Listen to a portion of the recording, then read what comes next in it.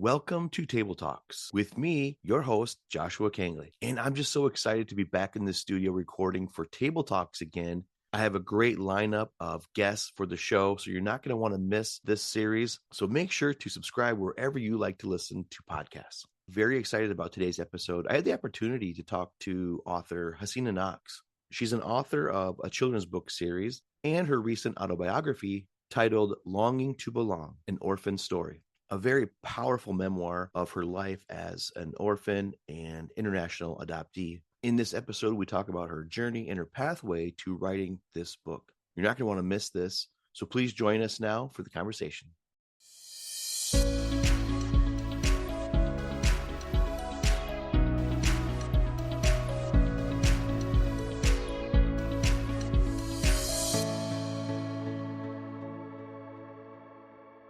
Hasina Knox, welcome to the show. Thank you for having me, Josh. You have an amazing book and a really amazing topic that grabbed me because as an adopted person myself, there's a lot in there that I can relate to. But you have such a unique story that I think there's so many people out there also that can really relate to your story, but also I think it can help them as well. Just through your journey and through your book, I really think it can make a huge impact, and I'm just excited to have you on the show. So thank you. I think where we're going to start is, because I've been thinking about this a lot actually, and as an adopted person, I kind of have a little bit of insight on this. It seems to me, as people, we're a social bunch, we're social humans and kind of tribal too. So I feel like we like to feel belong to something bigger and like a larger community, like a family. And I think this really helps us in our development stages really orient ourselves to some degree on our journeys in life that we're eventually going to take. And it helps make a sense of this world, about ourselves, how we fit in. And I think that's one of the basic questions we ask at some point. Who are we and how do we even fit in this world? As adopted children, as much as the adoptive families, love and nurture us, it gets heightened for us. And I think we just have this, and this is going to lead perfectly into your book and the title of your book, this longing to belong. And I think you hit that title so perfectly because we kind of do have this longing to belong. And then it kind of opens up some questions about, ourselves and how we fit in. What do you think about that? And then segue that into your journey and kind of talk to us about, your journey as a child leading up to today writing this book. I was thinking about the title of my book. I wasn't sure what to call it. And then it just kind of hit me, Longing to Belong. And I decided, okay, maybe I'll go with that because I wanted to use an orphan story. And I was thinking I'll use that first and then Longing to Belong. And because, you're feeling like you're lost, you don't belong, you've gone through so much in life, you wonder like what's going on. But then I was asking people about how should I do my title, and they say, you know what, why don't you switch it, call it Longing to Belong, and then put it into subtitles, an orphan story. And I thought, okay, that sounded so much better, that looks better. I thought maybe people would be more attracted to the words an orphan story, but I after I asked them that question, I realized people actually resonate more with belonging, a sense of belonging. And that's kind of like where my story led to when I was writing it. And then it made me realize that if it's not everyone, but so many people have this desire, this universal desire to connect, to belong.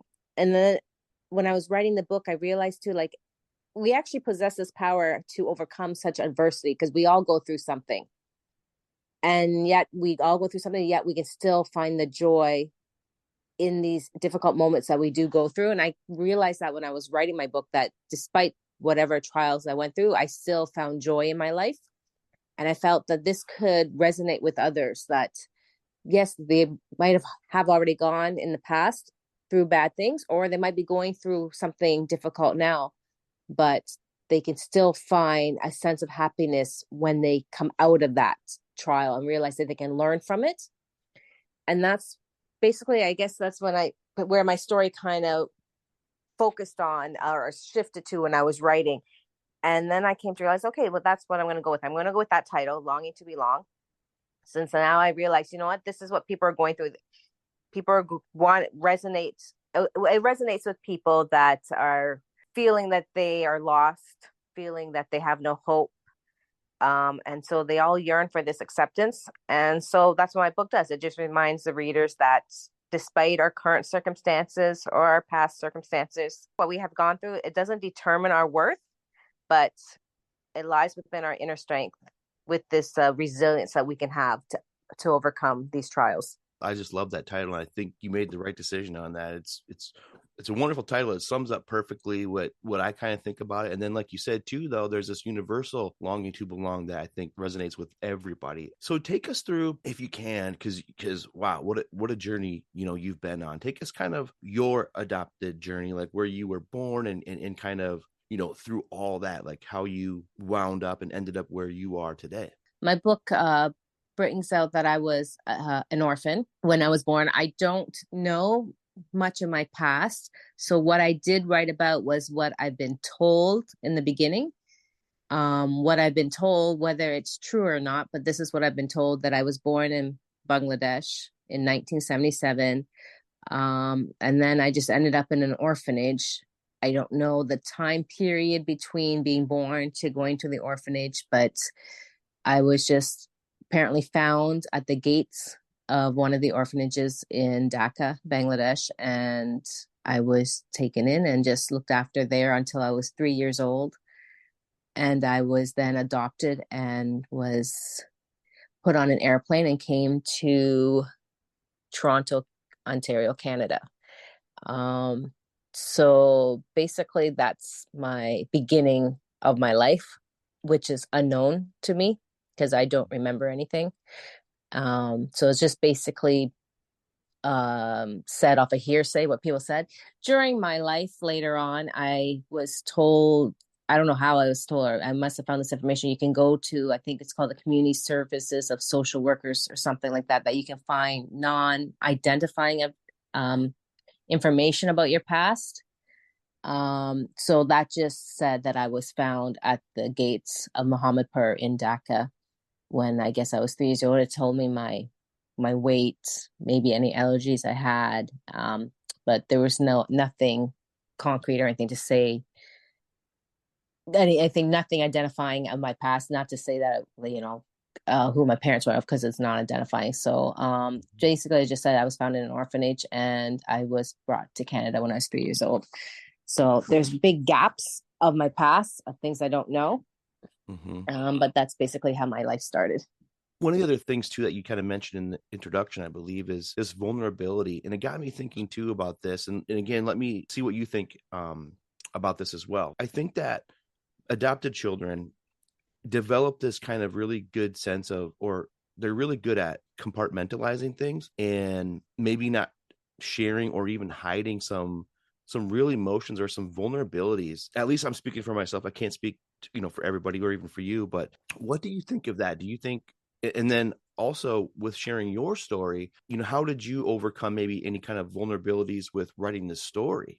My past has really been more just in my head. I never really thought about it. It wasn't until I actually finally decided to write my story. I mean, throughout my life, I've been told I should write my story, but I never actually took it seriously. So when I finally decided to sit down and think about it, I kind of had, I guess throughout my past, I had notes I did write down on my phone, but I never really looked back at it until there was a need to, which was when I decided to write my story. And I went back on my notes and I would bring up some memories that I guess I had in my head. I didn't really remember or whatnot. And then to figure out how to put it in a way to write it down in a book that made it readable and interesting. I obviously I had to try to reroute my thoughts and such.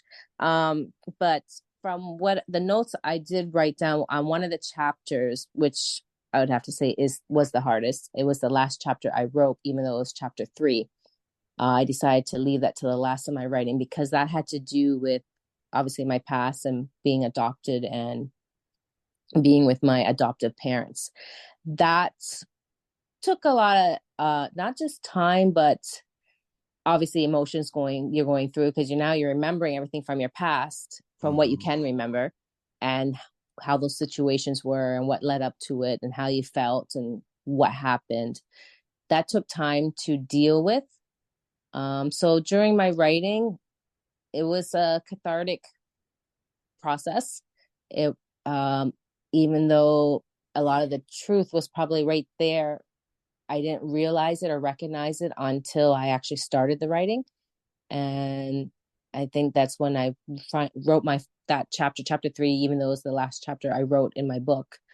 When I decided to deal with that chapter, there was a lot of so I wouldn't know. Well, I don't know if you call it soul searching, but a lot of honesty that I didn't realize was there that I didn't face until I wrote it out. So that took some time to deal with it. But then after I thought about it, I realized, it all makes sense of what happened in the past and why I felt a certain way. So in a way, I'd have to say I'm glad that I got to have the chance to write that chapter and to deal with whatever issues I had that I didn't realize I really had until I wrote it. So that was actually a positive thing. And so you have a family yourself now, right? Yes. And you mentioned it's been a cathartic experience, and I can definitely relate to that too. And, for you just taking that first initial step to decide to, go down this path, and you might uncover some things and you might find some honesty and some truths in there. How's that process been? Has it influenced like how you parent and in your family? Has it influenced that at all? I mean, my kids obviously haven't gone through what I've gone through, but when I look back at it, I wasn't. I mean, I raised my kids in that, but I mean, it could have been better. But I mean, obviously, I didn't raise them like the way my parents raised me. But I think everyone. I just realized, everyone just goes through something when they're teenagers. But no, my parenting hasn't changed because I know I wasn't like my parents, and if anything, I probably spoiled my kids more, which might have actually made it more worse. But you never know. You just try to try to do the best you can as a parent and teach your kids, just to be respectful and kind, whatnot, right? Exactly. Just try to do the same in return, right? As a parent. Yes, exactly. I think that there's a part of that where you don't want your kids to feel that.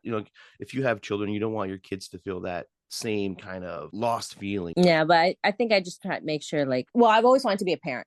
So I don't think the way my parents raised me was the same way I raised my children. I think I completely wanted to be different because I realized in my head, I was like, no, I'm always going to be good to my kids. I'm never going to hurt them. You know what I mean? Mm-hmm. Trying to do what I can do to be the best and not to make them feel degraded or whatever, I guess.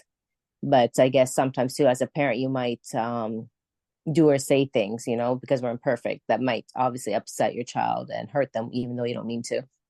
Right.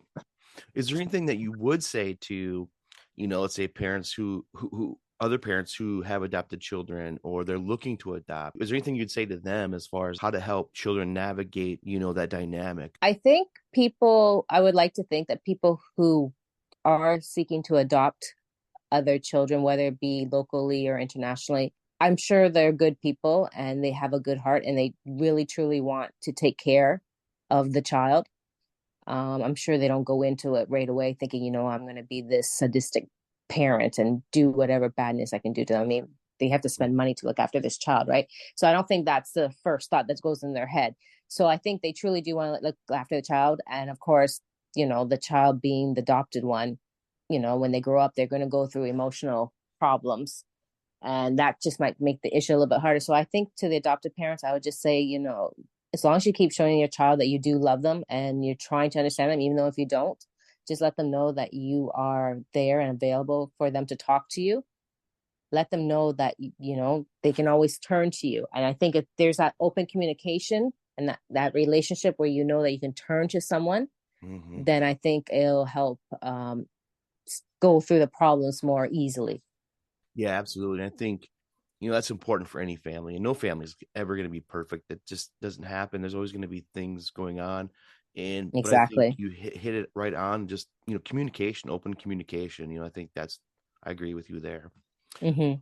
What about, what about for those who are adopted and maybe they're out there feeling lost and, maybe they're longing to belong somewhere? Like, what would you say to them? As an adopted child, we go through things by ourselves.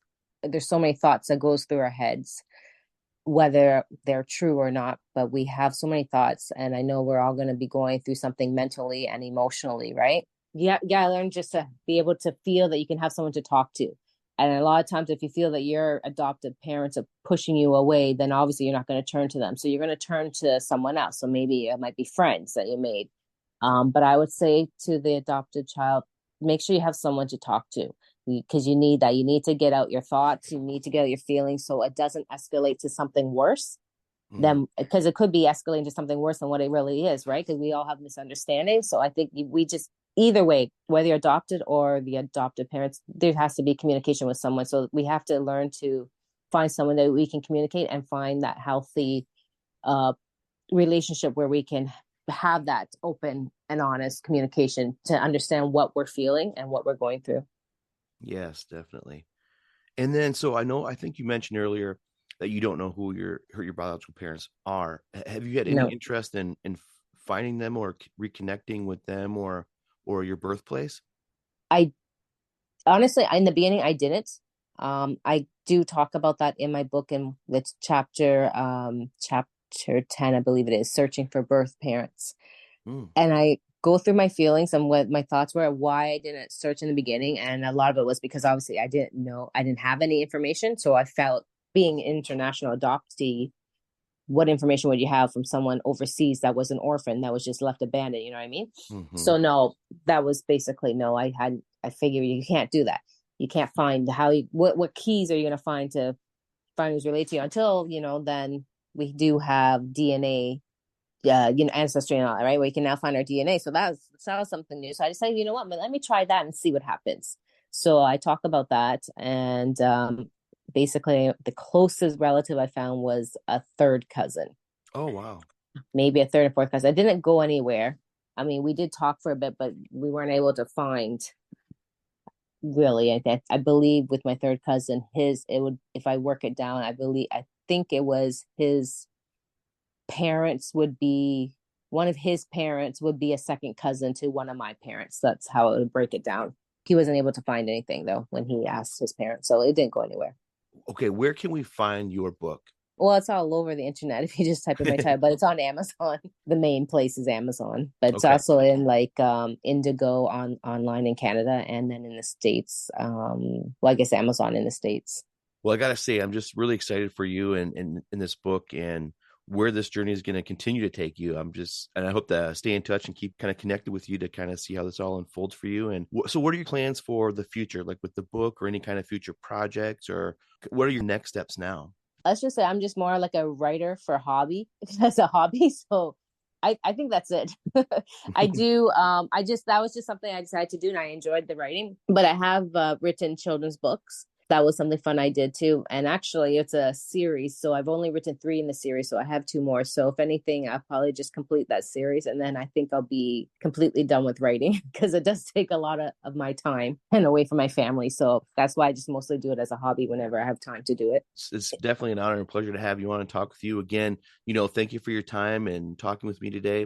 And like I said, I'm just really excited about this book because I think so many people can relate, not just those of us who are adopted, but just I think so many of us in general right now can really relate to this feeling that you talk about. And you have such a interesting and unique story. I really wish everybody out there would check this book out. So you can find it all over the internet on Amazon. So be sure to check that out. And again, thank you very much, Hasina, for joining the show today.